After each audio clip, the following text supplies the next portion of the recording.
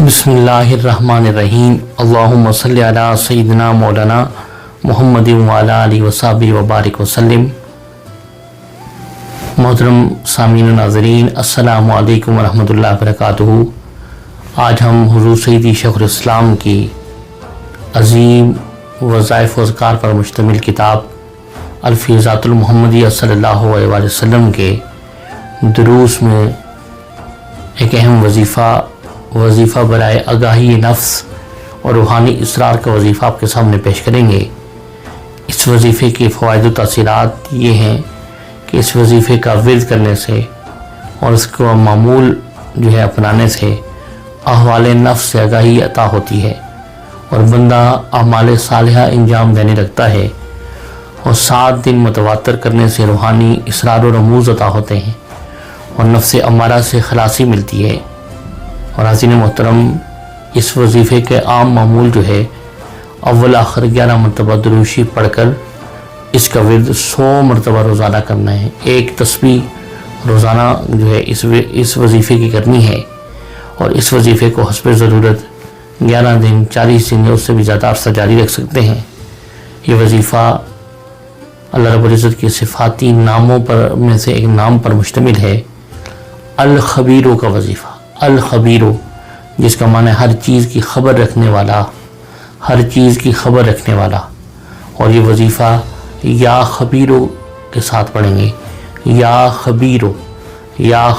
کا وظیفہ کریں گے، اور اس میں جو ہے 100 مرتبہ روزانہ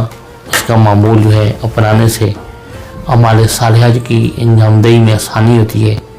اور احوال نفس سے آگاہی ہوتی ہے۔ آئیے اب حضور سیدی شیخ الاسلام کی تجویز کردہ یا عطا کردہ ہدایات جن پر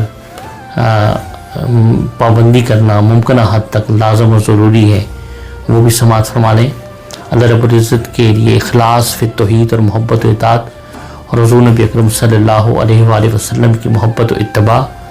تعظیم و تکریم اور خدمت دین،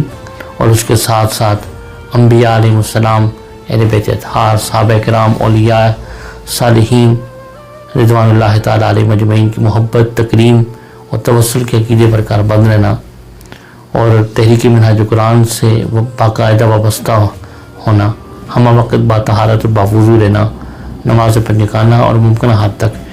دیگر نفلی عبادات کے پابند رہنا، زبان کو گالی گلوچ، غیبت، چغلی، کذب، تہمت، طعن و تشنیع اور لغویات سے محفوظ رکھنا یہ ضروری اور لازمی ہے۔ کثرت کے ساتھ صدقہ و خیرات کرنا،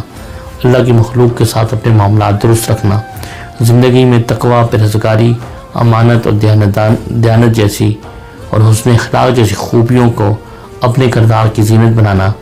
اور اس مصطفی انقلاب کے اور احیاء اسلام کا جو عظیم مشن ہے، اس حتی المقدور اس کے لیے وقت، جان اور مال سے خدمت کرنا، اور ہمیشہ تنازعات، جھگڑوں سے گریز کرنا، بچنا، اوائڈ کرنا، اور اس کے ساتھ ہمیشہ اللہ رب العزت کا ذکر، توبہ، استغفار اور حضور نبی اکرم صلی اللہ علیہ وآلہ وسلم پر درود و سلام کو اپنا معمول بنائے رکھنا، اور تحریک منہاج قرآن کی طرف سے دیے گئے عطا کردہ اخلاقی، تنظیمی، تحریکی، دعوتی اور تربیتی ہدایات پر حتی المقدور عمل پیرا ہونا۔ اللہ رب العزت کی بارگاہ میں دعا کو ہیں کہ یہ جو وظیفہ ہے برائے آگاہی نفس اور روحانی اسرار کا یا خبیرو کا وظیفہ ہے، یا خبیرو اس پر عمل پیرا ہونے کی توفیق عطا فرمائے۔ اس کا عام معمول